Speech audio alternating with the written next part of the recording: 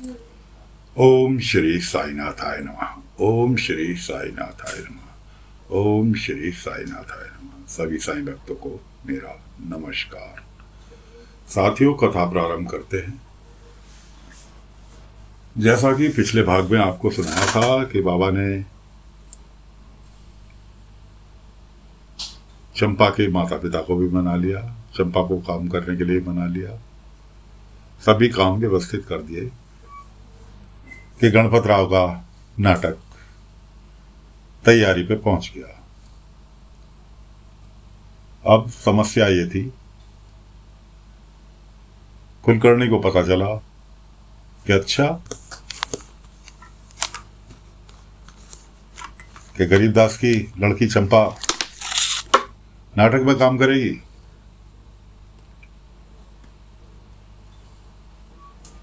उसने तुरंत चंपा के माता पिता को बुला लिया अपने यहाँ। ऐसा कोई ग्रामीण नहीं था, केवल मालसापति जी और अप्पा राव पाटिल को छोड़ के जिसने कुलकर्णी से कर्जा ना लिया हो। किसी ने 2 रुपए और किसी ने 5 रुपए और किसी ने 4 रुपए, और वो बेचारे सारी जिंदगी उसका ब्याज भरते रहते थे। उसने कहा तू मेरे ब्याज के पैसे वापस कर। गरीबदास कहने लगा कि सरकार, मैंने तो मूल भी ब्याज भी आपका इस महीने का चुकता कर दिया, अब अगले महीने दूंगा। उन्होंने कहा नहीं, मेरा बनाया हुआ खुद का नियम है कि मैं जब चाहूँ अपना पैसा वापस मांग सकता हूँ, और मुझे आज की आज अभी के अभी पैसे वापस चाहिए। तो उसके पैरों में गिड़गिड़ाने लगा। कुलकर्णी का इससे बचने का तेरे पास एक ही रास्ता है, अपनी लड़की को नाटक में काम करने से मना कर दे भाई, जब तक तू बच सकता, वरना इसका सामान बाहर फेंक दो, इसका घर पे कब्जा कर लो। उसने कहा सरकार कैसे कुछ, कि चंपा किस चीज से डरती है? उसने कहा सरकार छिपकली से। कि तुझे नाटक के बीच में छिपकली एंट्री करानी है स्टेज पे, अब कैसे कराएगा तू जान। उसने कहा ठीक है सरकार, करा दूंगा। चंपा का पहला शो, कुलकर्णी के आदमी गरीबदास को उकसारे के जावे छिपकली की एंट्री करा। उन्होंने कहा जब चंपा स्टेज पर अकेली होगी तब कराता हूँ। एक नकली छिपकली लेके उसने स्टेज के पर्दे के ऊपर चिपका दी।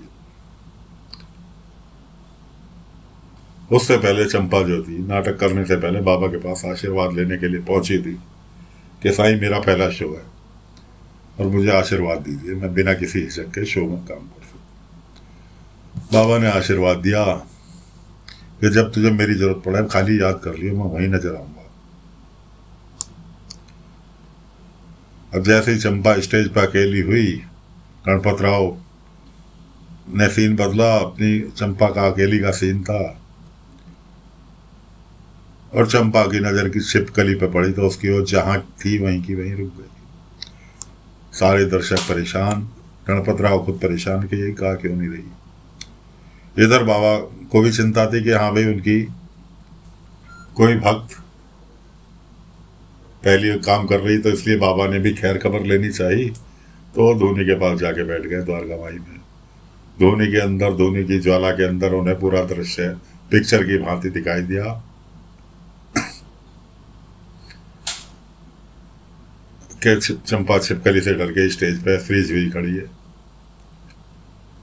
उन्होंने तुरंत वहीं से अब बोलना चालू किया। बाबा ने, चंपा मैं आ रहा हूँ। चंपा के कानों में आवाज पड़ी, उसको तुरंत बाबा की याद आई। उनने बाबा को याद किया। छिपकली के आगे जाके बाबा खड़े हो गए, जो सिर्फ चंपा को दिख रहे थे और किसी को नहीं दिख रहे थे। चंपा ने अपना पूरा गाना कंप्लीट किया, अपना रोल जो भी उसको नाटक में दिया गया था। सभी गांव वाले, सभी दर्शक, गणपत राव, सभी लोग बहुत खुश थे कि जी बहुत अच्छी परफॉर्मेंस की नाटक की आज। अब सब दर्शक तो सब चले गए, गणपत राव भी बहुत खुश था। उसने चंपा को उपहार स्वरूप कुछ पैसे, मेवा, कपड़े वगैरह वगैरह वगैरह सब उसको भेंट के स्वरूप दिए कि भाई मेरी तरफ से खुशी की मैं ये इसको भेंट कर रहा हूँ अपनी ओर से। चंपा के पिता ने कहा कि भाऊ आप तो पहले ही मेहनताना अग्रिम दे चुके हैं चंपा को नाटक में काम करने का, फिर ये उन्होंने कहा नहीं, ये मैं अपनी खुशी से दे रहा हूँ। उधर बाबा ने गणपत राव के मुनीम बिलाल पंत जो था, उसका मुनीम का नाम बिलाल पंत था, उसको समझाया था कि गणपत राव से कहना कि खर्चों पे नियंत्रण रखे, जब ही बाबा साहेब नीम गांव वालों के खेल करके पैसे वापस कर पाएगा, अन्यथा बर्बाद हो जाएगा।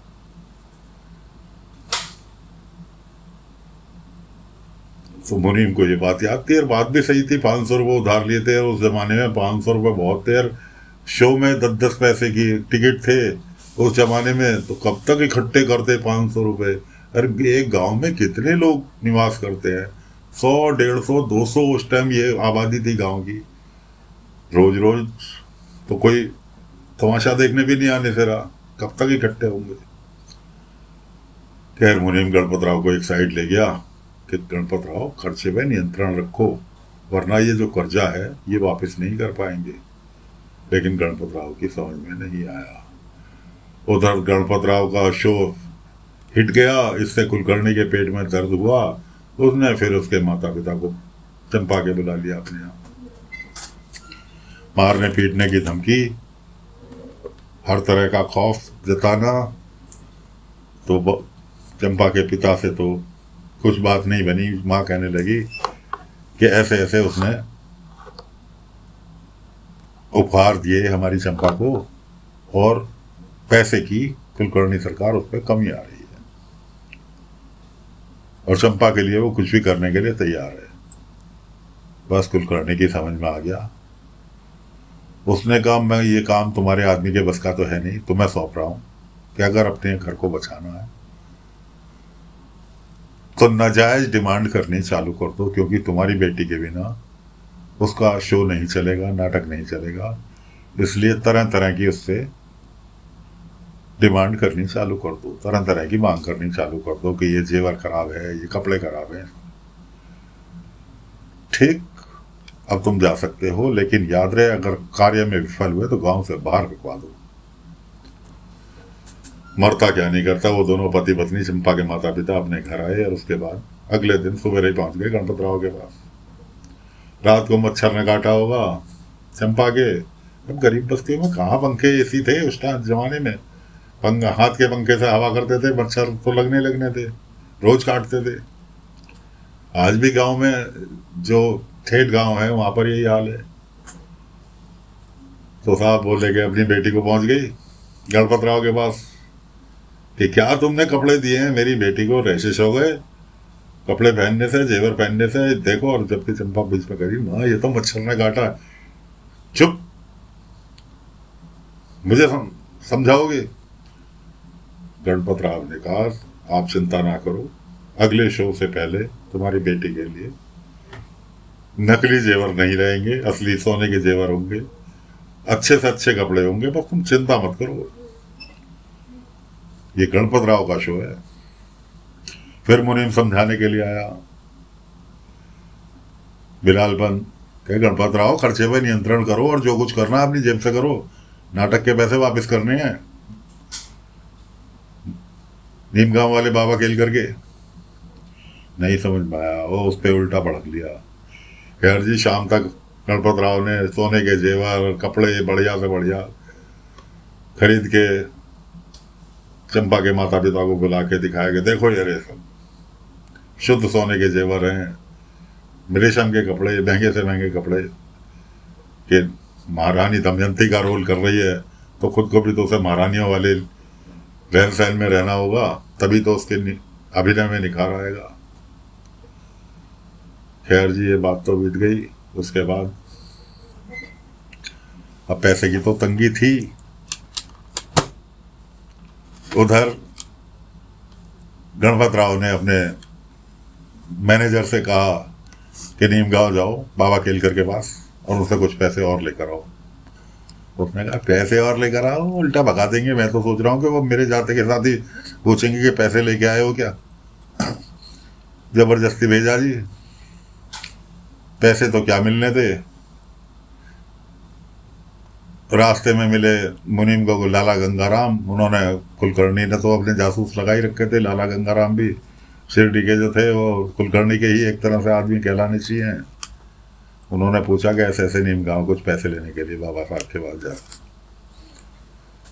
उन्होंने ये बात कुलकर्णी को बताई और जो होना था वही हुआ। बाबा केलकर साहब ने, नीम गांव वालों ने अपने दो आदमी साथ भेज दिए कि जी पैसे वापस करो, तुमने हफ्ते भर के लिए क्या क्या पैसे लिए थे। वो साथ साथ गणपत राव के पास आ गए, मुनीम के साथ साथ। गणपत राव ने उन्हें क्या के चलता किया बाबा साहब के आदमियों को कि बाबा साहब से कहना कल तक पैसे पहुंच जाएंगे। 500 रुपए उस जमाने के, आज के टाइम के लाख रुपए तो मान ही लो। अब उनके जाने के बाद मुनीम ने, गणपत राव के मैनेजर मुनीम जो भी था, उसने गणपत राव से पूछा कि कल तक कहाँ से दोगे। तो वो मुनीम पर भड़क उठा और उसे नौकरी से भी निकाल दिया। उसकी तनख्वाह उसके हाथ पर रख के कि ये पकड़ अपनी तनख्वाह, आज के बाद शक्ल मत दिखाइयो मुझे। तेरा काम था, मैं तुझे मैनेजर रखा है, तेरा काम है मैनेज करना, पैसे की व्यवस्था करना तेरा काम है, और नहीं कर सकता तो आज से तेरी मेरी दोस्ती भी खत्म और नौकरी भी खत्म। ये पकड़ अपनी तनख्वाह, निकल यहाँ से। तो साथियों उसे भी निकाल दिया। वो बेचारा लास्ट तक ही वो ये समझा के गया कि अगर कभी को अपने आप को असहाय समझे तो साईं की शरण ले लियो, साईं के पास चला जाइयो, तेरी हर समस्या का समाधान साईं के पास है। वो और भिसक गया, उनने उसे भगा दिया। अब वो बेचारा रोता गिड़गिड़ाता बाबा के पास पहुंच गया। बाबा को सारी व्यथा सुनाई। बाबा ने कहा चिंता मत कर, कर्मों का फल तो हर किसी को भुगतना होगा। वो फिर भी उसकी मदद करने के लिए कह रहा, साईं कुछ तो मदद करो उसकी। बाबा ने कहा चिंता मत कर, जितने कर्मों के फल भुगतने हैं उतने तो उसे भुगतने पड़ेंगे, शांति रख, सब्री रख। खैर जी, उधर तो मुनीम को उसने निकाला, उधर गंगा राम जी उसके यहाँ पधार गए गणपत राव के पास कि भाई तुम्हारा नाटक कुलकर्णी ने भेजा गंगा राम को कि जा भाई पैसे की ऑफर दे उसे पैसे की जरूरत है, और मैं तो चाहता हूँ कि वो हमारे कर्जे में डूब जाए। तो लाला गंगाराम पहुंच गए गणपत कि भाई तुम्हारा नाटक बहुत अच्छा चल रहा है और मैं भी कुछ योगदान आपको करना चाहता हूँ। अब देखो मैं गा तो सकता नहीं या अभिनय तो कर नहीं सकता जो मैं तुम्हारा योगदान करूँ, इसके अलावा मैं क्या योगदान कर सकता हूँ। अब जरा जरा से पैसों के लिए नीम गांव बाबा साहब के पास भेज रहे हो आदमी। अरे जब गांव में ही व्यक्ति मौजूद है तुम्हारी मदद करने के लिए। गणपत राव ने कहा अरे ये तो लॉटरी लग गई भाई, आदमी खुद चल के आ रहा। वो बड़ा खुश हुआ। अरे साहब लाला जी आप कैसी बात कर दी, और पैसों की तो वास्तव में मुझे बहुत सख्त जरूरत है। तो बोलो कितने चाहिए। खैर जी, रकम का तो हम गुमनामी में रखेंगे कितनी ली, लेकिन जितनी गणपत राव ने डिमांड की उतनी रकम दस्तावेज साइन करा के लाला गंगाराम ने, जो दस्तावेज कुलकर्णी सरकार के दिए हुए थे उन्हें साइन करा के, और वो रकम की थैली गणपत राव के हाथ में सौंप दी। और बहुत बड़े विश्वासी बन के एक दूसरे का सहयोग का धन्यवाद किया, और कागज पहुंच गए कुलकर्णी सरकार के पास, क्योंकि लाला गंगाराम को तो भेजे ही कुलकर्णी ने था।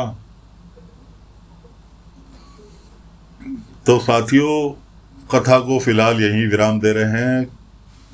गणपत राव जो हैं अब शिरडी में कुलकर्णी सरकार के कर्जदार हो गए, और बिना पढ़े उल्टे सीधे कागजों पर अपने दस्तखत भी कर दिए। यानी कि गणपत राव नाटक वाले अब कुलकर्णी सरकार के अधीन हो गए। अगले अंक में फिर लेकर हाजिर होंगे कि आगे क्या हुआ, कैसे हुआ, नाटक कितने दिन चला। तो आज कथा को फिलहाल साथियों यहीं विराम देते हैं। अगले अंक में फिर हाजिर होंगे पूरी दास्तान गणपत राव के नाटक की, बाबा की, कुलकर्णी की। इस चैप्टर को कोशिश करेंगे, नाटक मंडली वाले चैप्टर को गणपत राव के अगले अंक में समाप्त करें, ताकि किसी दूसरी कथा की ओर बढ़ा जाए। तो साथियों आज्ञा दीजिए, फिलहाल कथा को यहीं विराम देते हैं। ओम श्री साईनाथाय नमः। ओम श्री साईनाथाय नमः। ओम श्री साईनाथ।